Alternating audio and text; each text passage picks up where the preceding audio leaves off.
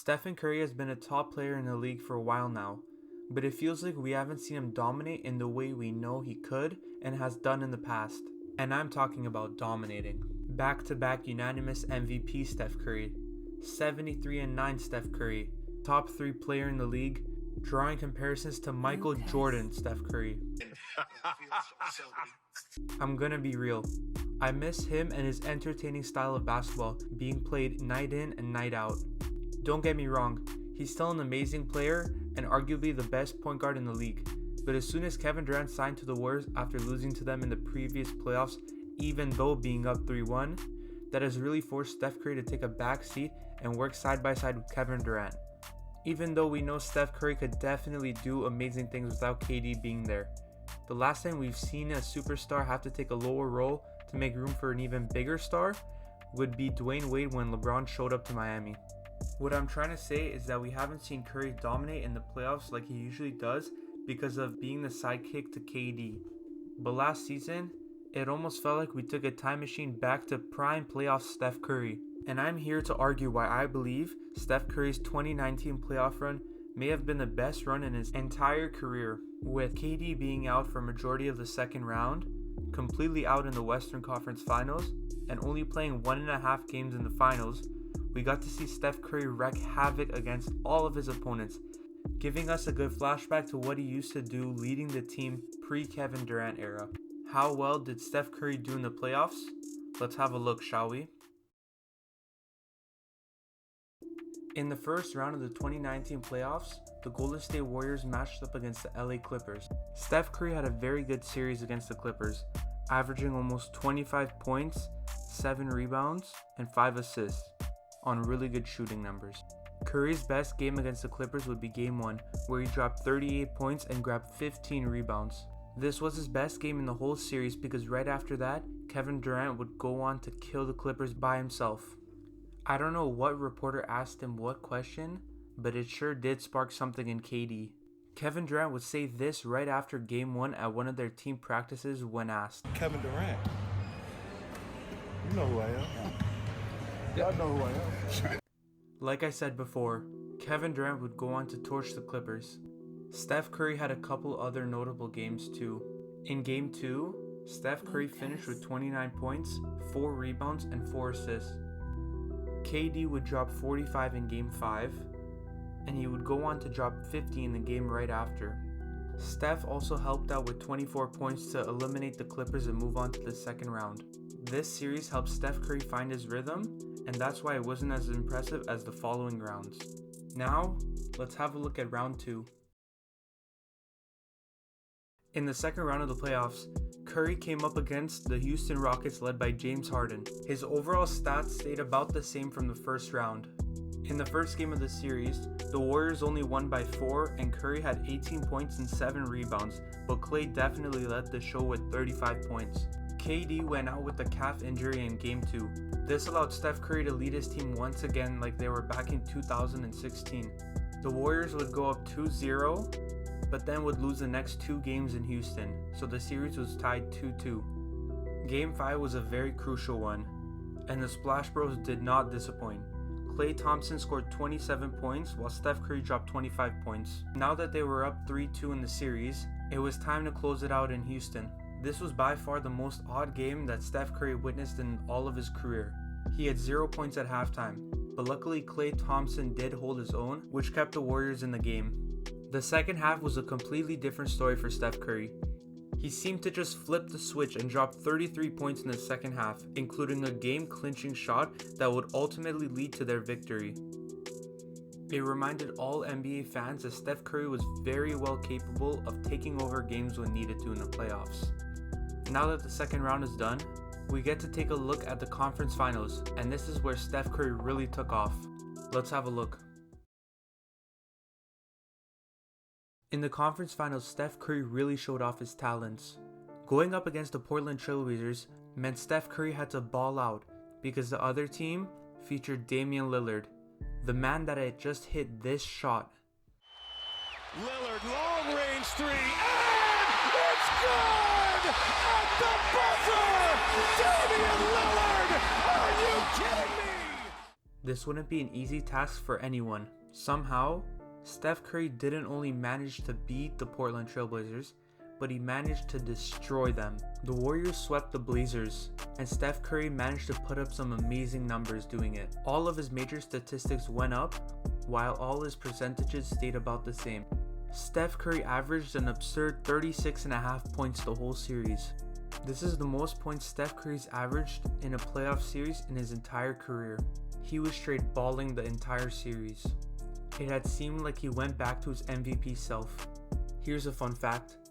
The Warriors came back in every single game of the series after trailing by at least 15 points.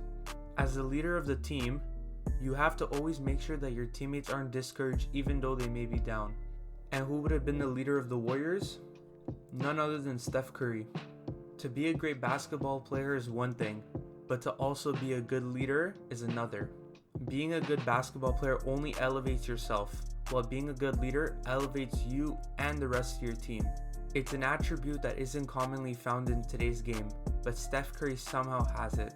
In Game 1, Steph Curry dropped 36 points, 6 rebounds, and 7 assists on 50% shooting from the field. Game 2 was more of the same. Steph Curry dropped 37 points, grabbed 8 rebounds, and also had 8 assists. This was a lot tighter of a game, with the Warriors only winning by 3 points, so that means Steph Curry sure did come in clutch for his team, with the final score looking like 111 or 114. He was on a roll the whole entire series, and it didn't stop in Game 3. He dropped 36 points, and in Game 4 he dropped 37 to completely eliminate the Trailblazers. Steph definitely outclassed Damian Lillard. Funny enough, the only person to give Steph Curry some work was his brother, Seth Curry.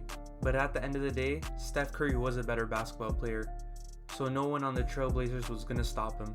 All in all, this was the 5th consecutive year that the Warriors won the conference finals, but it would be the first time that they would head to the finals and not face the Cleveland Cavaliers, instead facing the very slept on and underrated Toronto Raptors.